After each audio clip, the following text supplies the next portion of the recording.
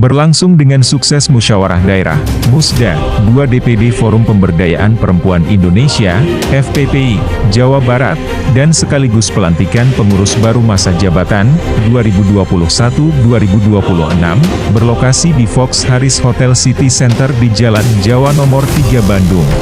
Pada hari Sabtu, 18 Desember 2021, perhelatan yang berlangsung meriah, dan diikuti oleh para pengurus dari 27 kota kabupaten di Jawa Barat.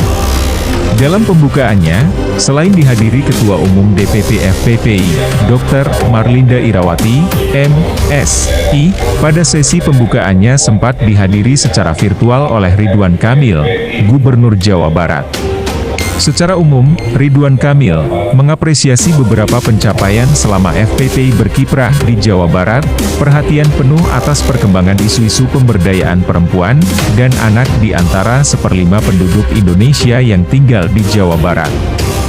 Tak kurang sering dilontarkan dari FPPI Jabar, selama ini kita dan seterusnya harus tetap bermitra, demi peningkatan kesejahteraan warga Jabar dan Indonesia pada umumnya.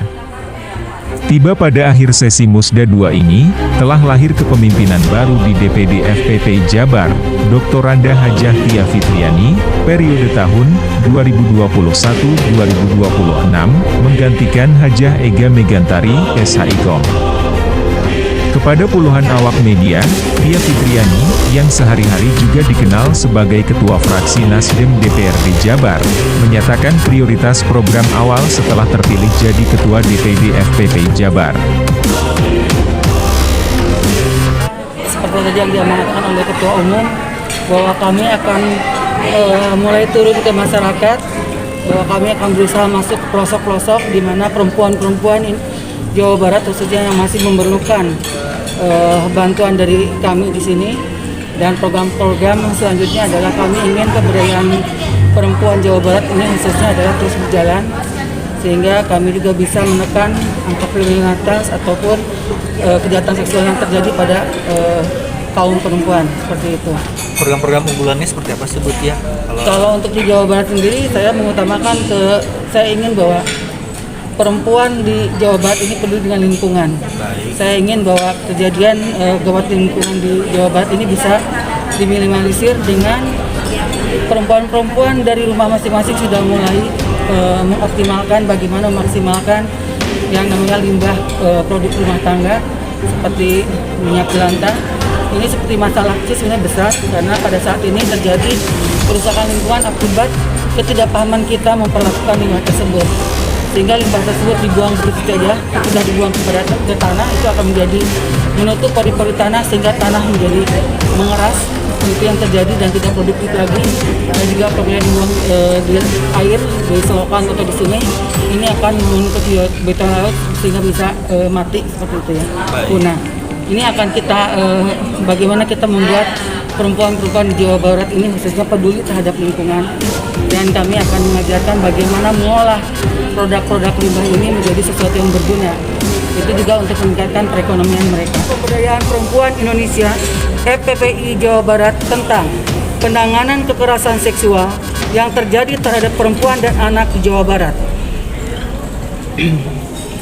Kasus boarding school Madani, Kabupaten Tasikmalaya, Kota Depok, dan lain-lain.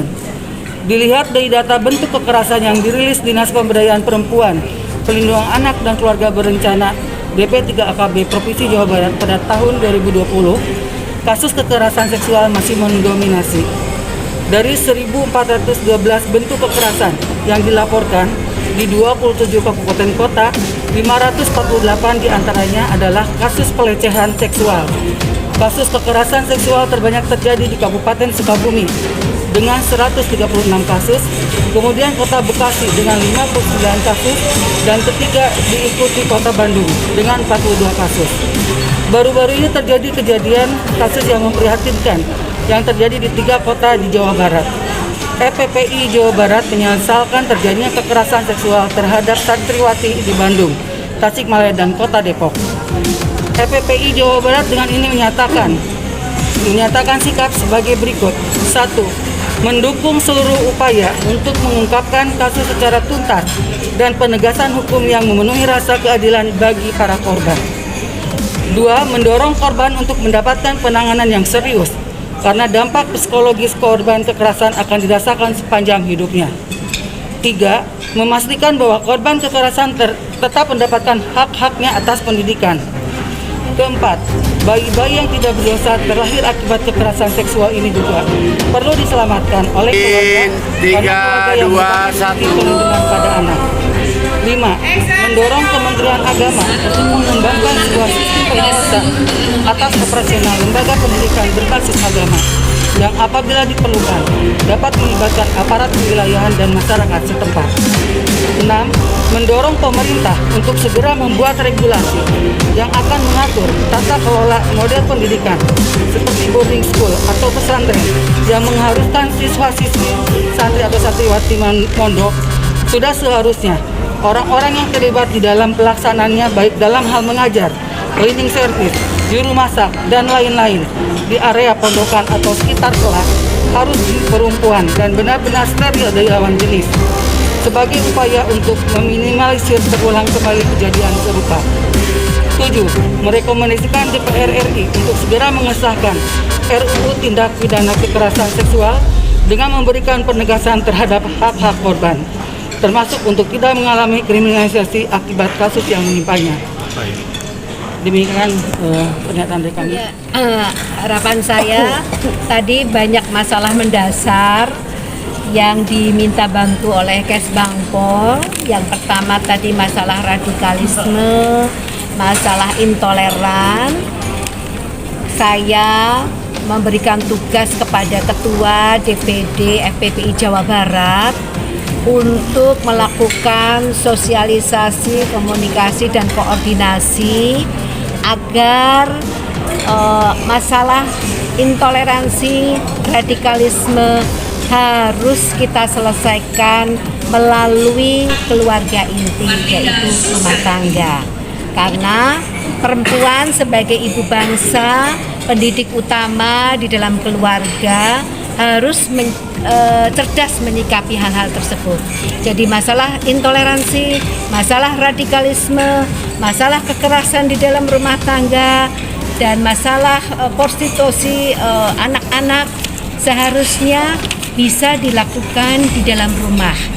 Ibu sebagai pendidik utama di dalam keluarga harus perempuan yang cerdas, harus perempuan yang mandiri, punya akses pendidikan, punya akses ekonomi, sehingga dia bisa mendidik anak-anaknya menjadi anak-anak yang cerdas, mandiri, dan menjadi calon-calon pemimpin yang akan datang.